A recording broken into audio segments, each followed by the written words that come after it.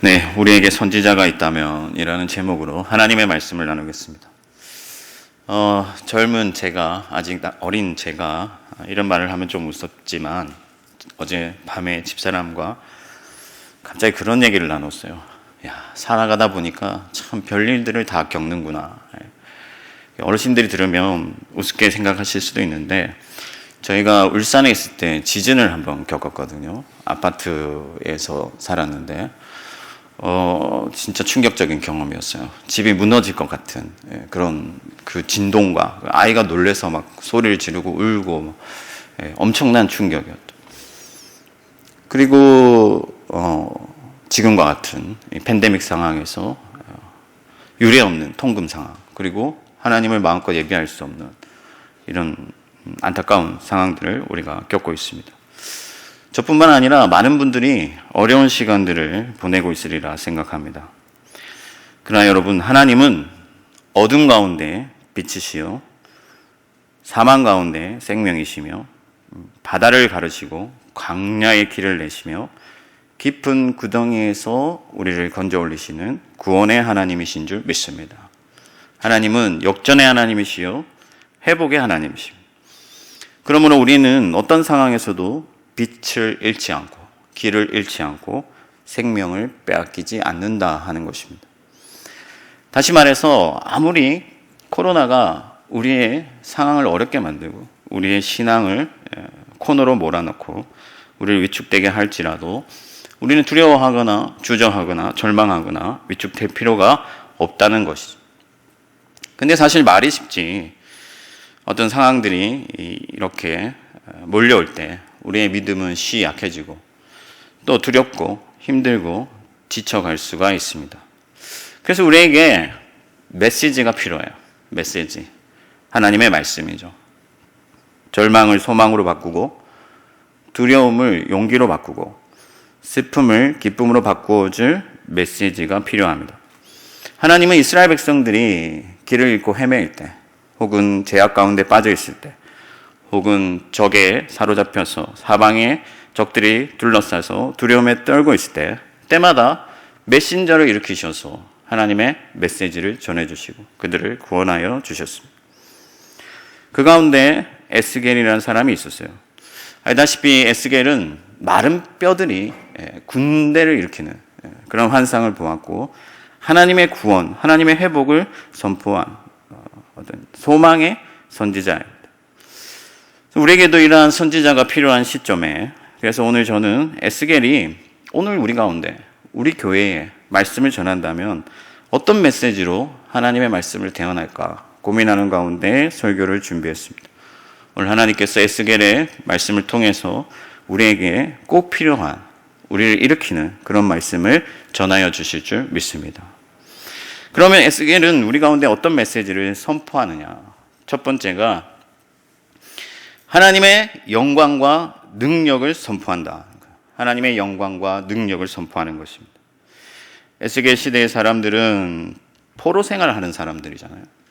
그래서 하나님에 대한 부정적인 생각이 가득했습니다. 하나님이 과연 계시기는 한 것인가? 하나님이 우리를 사랑하기는 하시는 것인가? 하나님이 힘이 없어서 우리를 이렇게 지게 하신 것이 아닌가?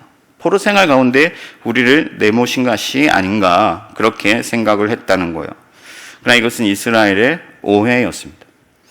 그들의 생각은 사실 합리적인 측면이 있어요. 왜냐하면 이 광야에서 하나님이 이스라엘 백성들을 다 죽여 없애려고 하실 때 모세가 그런 말을 하지 않습니까? 하나님, 만약에 여기서 이 백성들을 하나님이 다 죽여 없애신다면 세상의 사람들이 뭐라고 하겠습니까? 하나님이 힘이 없어서, 능력이 없어서 그의 백성들을 광야에서 다 죽게 만들었다, 그렇게 얘기하지 않겠습니까?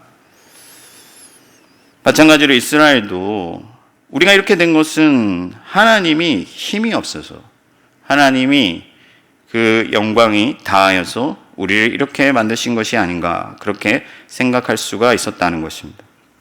그래서 에스겔은 하나님에 대한 그들의 오해를 바로 잡아야 돼요. 그런 사명을 가지고 있습니다. 그래서 에스겔서가 1장부터 시작할 때부터 하나님의 위엄과 영광을 선포하면서 시작하는 이유가 여기에 있습니다. 에스겔 전체에 걸쳐 이 에스겔의 강조점은 여호와 하나님의 영광과 능력이에요. 하나님은 그 땅에서 쫓겨난 것이 아니다 하는 거예요. 하나님은 그럴 뿐이 아니시다 하는 겁니다. 예수님께서도 그런 말씀을 하셨습니다. 내가 내 생명을 빼앗기는 것이 아니다. 나는 나의 생명을 내어주는 것이다. 하나님에게 수동은 없어요. 하나님은 능동뿐입니다. 억지로 하시는 일이 없고 모든 것을 친히 행하세요. 그분은 제재를 받지 아니하시고 억압되지도 않습니다. 당연히 하나님의 성전을 파괴하도록 내어주신 분도 하나님이에요. 왜? 그 성전이 제 기능을 하지 못하고 그들이 잘못하여서 그 땅에서 하나님의 심판을 초래했기 때문에 그렇습니다.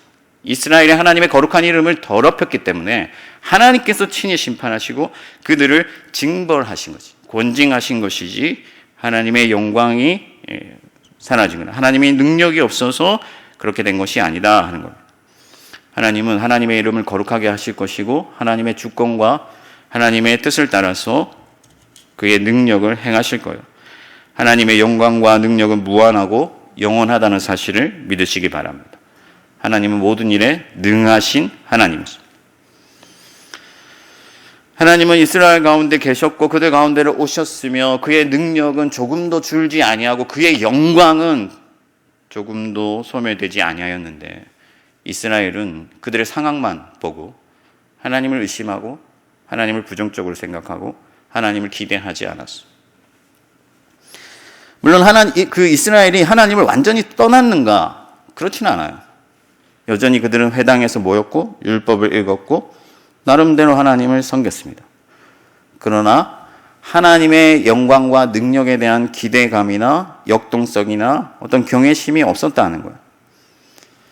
문제는 무엇입니까? 오늘 코너에 몰려있는 우리도 그와 같을 수 있다는 것입니다. 우리는 어떻습니까, 여러분? 지금 우리는 하나님의 살아계심, 하나님의 그 영광의 무한하심, 그 능력의 크심을 온전히 의지하고 있습니까? 하나님의 능력을 기대하면서 역동적으로 전진하며 하나님 나라의 사명을 다하고 있느냐 하는 거예요. 오늘 내 삶 가운데서 새 일을 행하실 하나님의 나라를 건설하시고 여전히 그의 이름을 거룩하게 하실 그 하나님을 기대하면서 살아가고 있는가 하는 것입니다. 하나님을 향한 갈망과 역동이 사라지고 메마른 가슴으로 그저 피상적으로 아멘 하면서 하나님을 형식적으로 예배하고 있지는 않느냐. 심지어 하나님을 섬긴다는 주의 종들, 목사님들도 습관을 따라 행하고 말씀을 건성으로 받고 늘 하던 대로 그런 형식적인 모습으로 사역하는 사람들이 있어요. 사랑하는 여러분, 우리의 하나님의 영광과 능력은 조금도 줄지 않으셨다는 사실을 믿으시기 바랍니다. 하나님의 손은 결코 좁아지지 않는다는 것. 하나님은 그의 영광을 빼앗기지 않으시며 그 능력은 무한하고 끝이 없으십니다. 하나님은 자기 뜻을 반드시 이루시는 분이십니다. 그래서 하나님이 우리 안에서 새 일을 시작하셨기 때문에 우리 서울 시민교회와 여러분들을 통해서 하나님의 나라를 일으키실 것이고 그 일을 마침내 마치실 거예요. 제가 고등부를 담당하고 있는데 여러분 요즘 학생 사역이 어렵지 않습니까? 다음 세대 사역이 어렵다고도 다들 그렇게 얘기를 많이 합니다. 열심히 찾아다니고 사역해서 조금 아이들과 친해지고 예배가 되어질만 하면 방역 단계가 올라가요. 그래서 또 사역에 막힘이 와요. 또 그 상황을 또 돌파하려고 애를 막 씁니다. 근데 또 방역 단계가 또 올라가요. 위축될 수 있고 이룰 수 없을 것 같고 할 수 없을 것 같은 그런 생각들이 찾아올 수 있습니다. 그러나 여러분, 내 앞에 바다가 갈라지지 않으면 하나님이 우리를 그 위로 걷게 하실 줄 믿습니다. 하나님의 능력에는 한계가 없어요. 모든 일에 능하신 하나님이십니다. 그분을 믿고 의지하고 그분을 기대하며 우리의 힘을 다하여 역동적으로 나아간다면 하나님은 반드시 그분의 영광을 우리 가운데 나타내실 것이고 하나님의 이름을 우리 가운데서 거룩하게 하실 거예요. 그러면 여러분 조금도 위축되지 말고 여러분의 삶에서 하나님을 예배하며 나아가시기를 바랍니다. 여러분의 지경을 정복하십시오. 하나님에 대한 믿음과 기대를 잃어버리고 습관을 따르는 그런 피상성 다 벗어버리고 온전한 마음으로 진정으로 크신 하나님의 영광과 능력과 그 권세를 믿음으로 담대히 나아가는 저와 여러분들이 되기를 바랍니다. 두 번째는 이 에스겔의 두 번째 메시지는 하나님의 회복을 선포한다는 거예요. 하나님의 회복을 선포했다는 것입니다. 이스라엘 사람들에게는 희망이 없었어요. 이제 모든 게 끝난 것 같습니다. 성전이 파괴됐잖아요. 이 예루살렘에 있는 그 성전이 그들에게는 절대적인 것이었어요. 성전이 있는 한 우리는 무너지지 않는다. 성전이 있는 한 우리는 다시 일어나고, 성전이 있는 한 하나님의 영광이 우리가 함께 한다고 믿었는데 성전도 부서지고 성벽도 무너졌습니다. 재산을 빼앗겼고 모든 권리를 박탈당했습니다. 예루살렘은 황폐해졌습니다. 그 아름다운 시온성 예루살렘은 황폐해졌고 아무것도 남아있지 않습니다. 그러니 여러분, 사방이 다 막혔어요. 현실이 시궁창인데 여러분, 지구멍에도 볕들날이 있다지만 조그만 구멍도 없이 다 막혀버렸는데 무슨 빛이 있겠습니까? 아무런 희망도 남아있지 않은 거예요. 그래서 마치 이가봇처럼 되어버린 것이죠. 하나님의 영광이 떠났다, 우리에게서 떠났다, 끝이 났다 하는 거예요. 나오미가 남편과 두 아들을 잃고 자기 이름을 말하라, 쓴물이다, 나는 쓰다, 고통이다, 그렇게 고백했던 것처럼 이스라엘도 패배의식에 사로잡혔어요. 끝이 났다고 생각했어요. 그래서 바벨론의 생활에 적응하기 바빴습니다. 세상과 타협하면서 그들의 신을 섬기고 그 바벨론의 어떤 문화와 형식을 따라가기 바빴어요.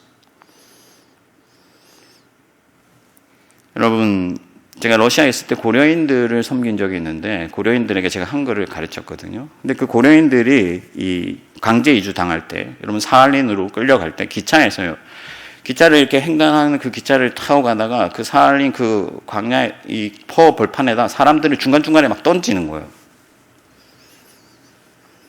강제 이주 당할 때.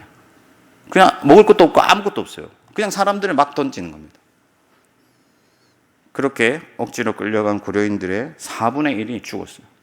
왜냐하면은 이 허허 벌판에 아무것도 없는데 영하 40도까지 내려가는 그곳에다가 사람들을 그냥 강제 이주시킨 거예요. 아무런 희망도 없고 어디서 희망을 발견할 수 있겠습니까?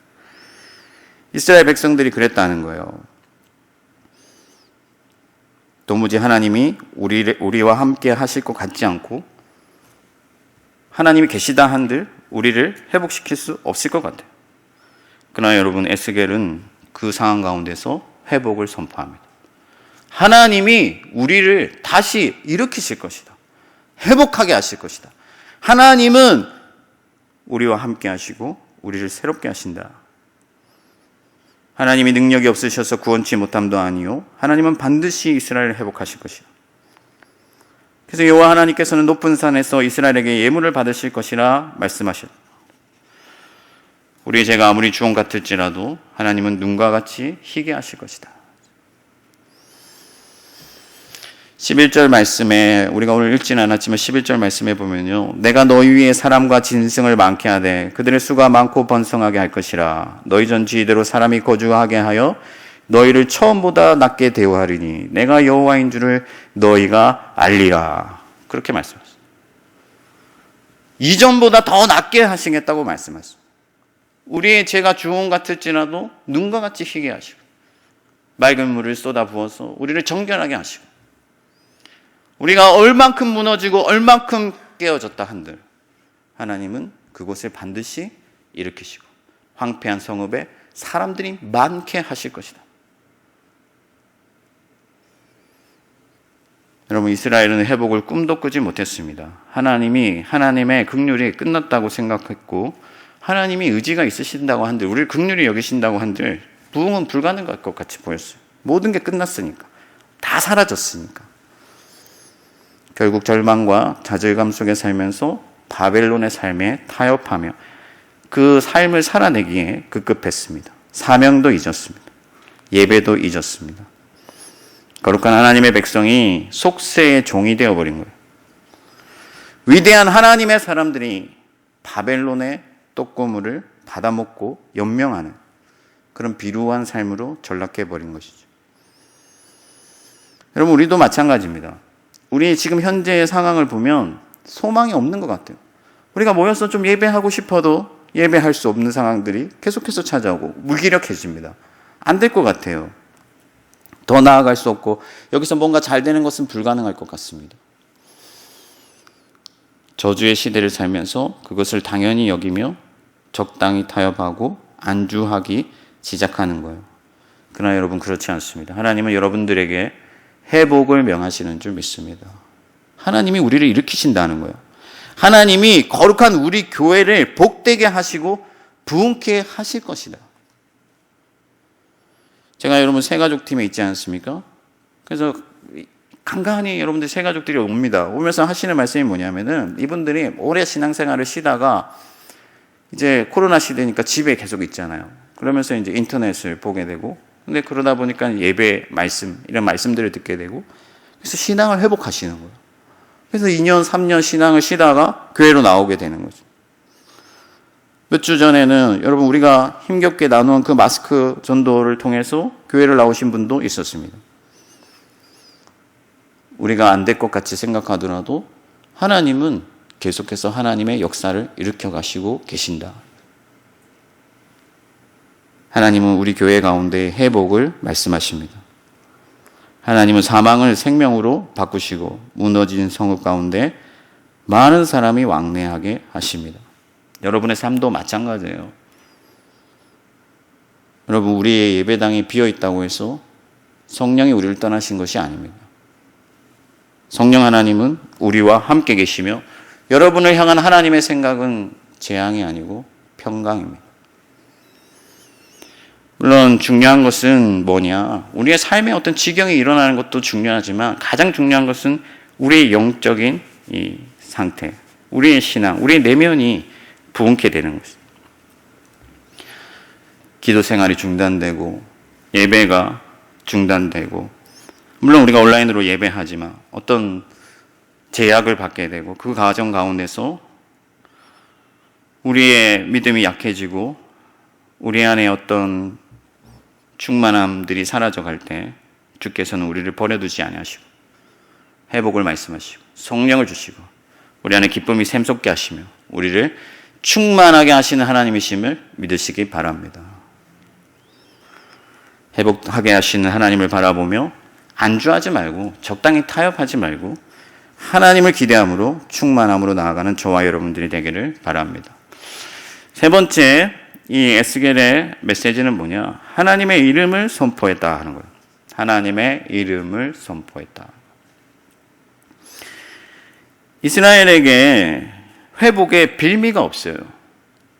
뭔가 이 비빌 언덕이 있어야 잘 될 것 같은데 건덕지가 없다는 거죠.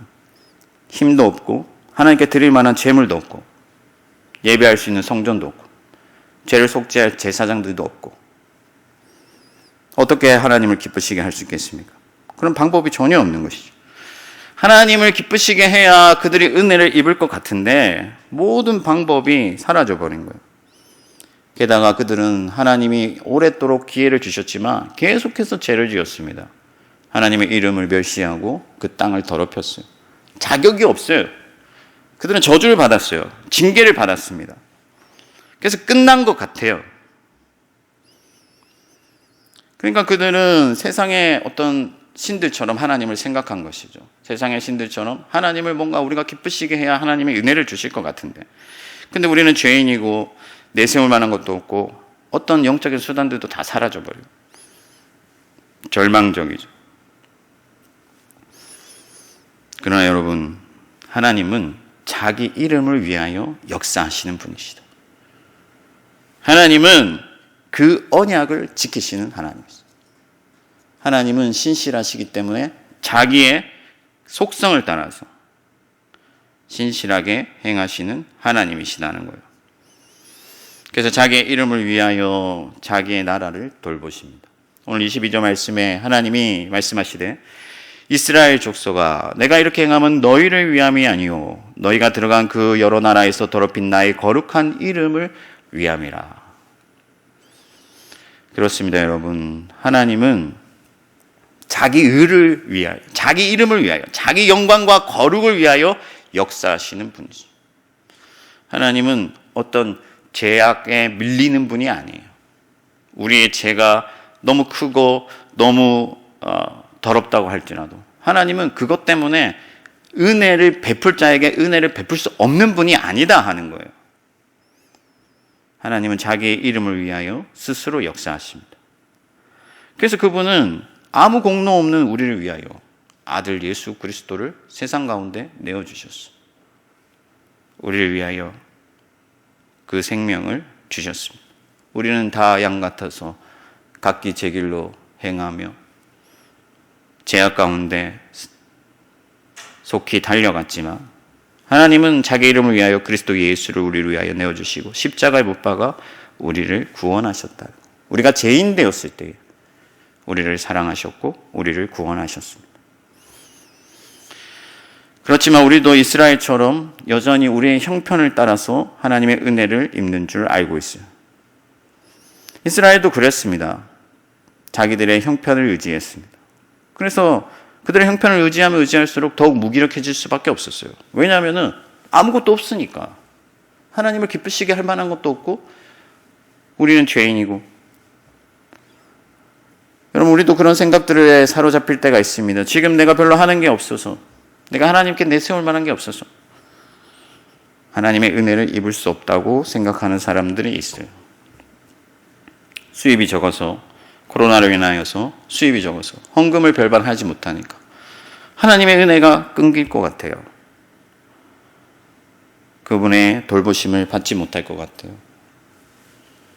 여러분, 그런 생각은 어리석은 생각. 하나님은요, 부족함이 없으십니다. 여러분, 하나님께서 뭐가 부족해서 우리에게서 받기를 원하시겠어요? 하나님은 충만하신 분이시고 우리에게 주기를 원하시는 분이시죠. 우리가 그분께 받으면, 그분으로부터 은혜를 입으면, 그분의 영광과 그분의 능력을 힘입으면 우리가 그분을 기쁘시게 하고 그분께 그분이 주신 것으로 내어드릴 수 있는 것이지, 우리 스스로 하나님께 기여할 수 있는 것은 아무것도 없다 하는 거예요. 원래부터 없어요. 우린 텅 비어있는 존재입니다.